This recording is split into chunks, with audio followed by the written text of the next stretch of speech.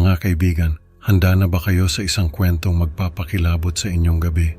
Sa video na ito, malalaman niyo ang alamat ni Esmeralda, isang kwento ng paghihiganti at misteryo na magpapatanong sa inyo kung totoo nga ba ang mga multo.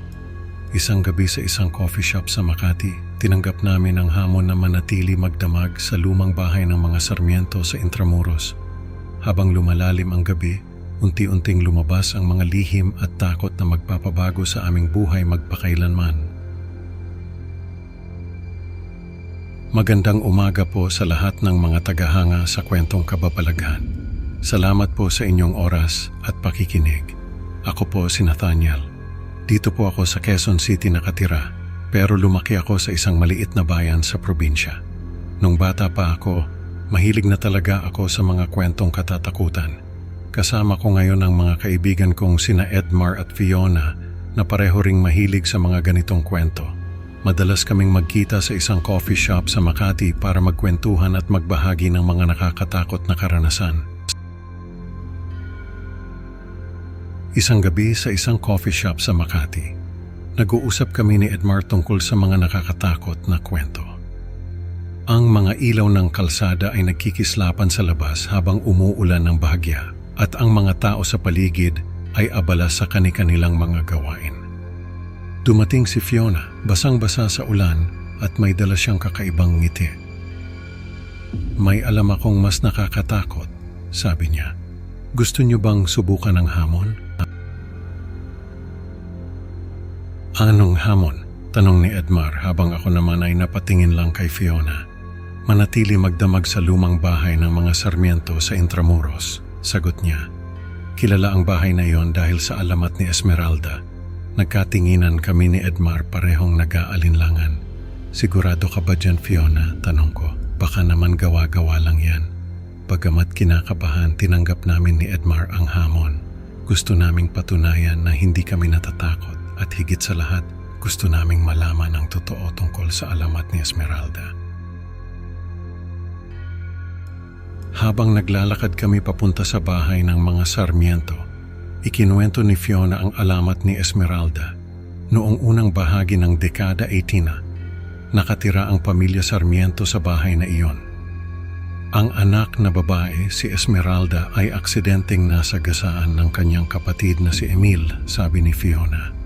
Dahil sa galit at poot, sinaktan ni Esmeralda si Emil at sa huli ay pinatay ito. Grabe. Parang pelikula, sabi ni Edmar.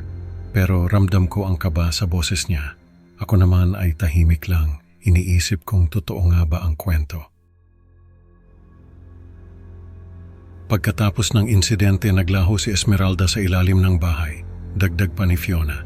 Ayon sa alamat, patuloy siyang naghahanap ng biktima upang ipaghiganti ang kanyang sinapit. Tumahimik kami ni Edmar habang iniisip ang mga sinabi ni Fiona. Ang kwento ay tila mas totoo habang papalapit kami sa lumang bahay.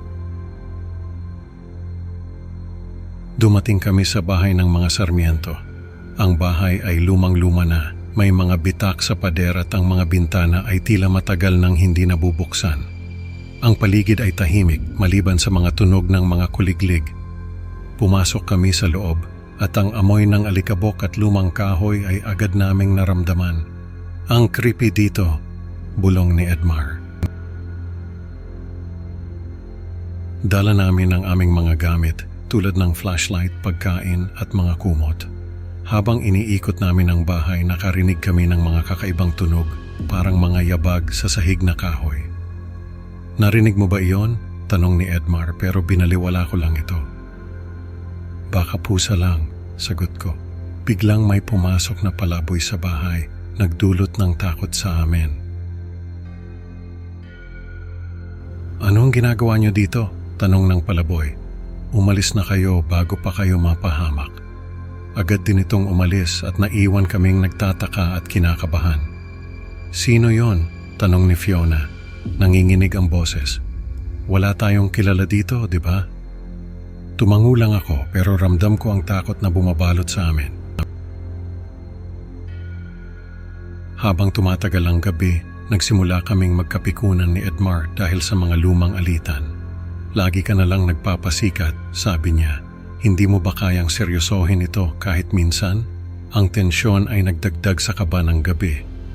Ang bawat tunog at anino ay tila nagiging mas nakakatakot habang lumalalim ang gabi. Biglang narinig namin ang malakas na kaluskos mula sa ilalim ng bahay.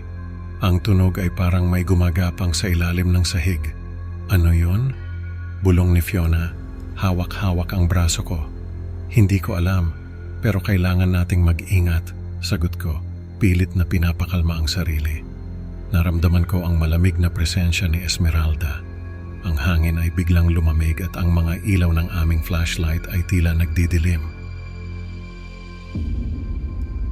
Sa isang marahas at surreal na sandali, inatake si Edmar ng hindi nakikitang puwersa. "Nathaniel, tulungan mo ako," sigaw niya, pero hindi ko siya matulungan. Sinubukan kong abutin si Edmar, pero parang may puwersang humihila sa kanya palayo. "Edmar, kapit lang," sigaw ko pero walang magawa ang mga kamay ko. Nakita kong hinila siya pababa ng sahig at ang kanyang mga sigaw ay unti-unting nawala. Ako naman ay nagawang makatakas, duguan at takot na takot. Tumakbo ako palabas ng bahay, hindi alintana ang mga sugat ko. Ang tanging nasa isip ko ay makalayo sa lugar na iyon. Bumalik ako sa aming bahay sa Quezon City, dala ang takot at pagkagulat sa nangyari.